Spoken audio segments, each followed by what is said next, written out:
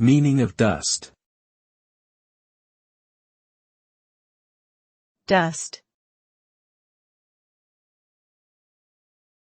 Dust. Dust. Dust.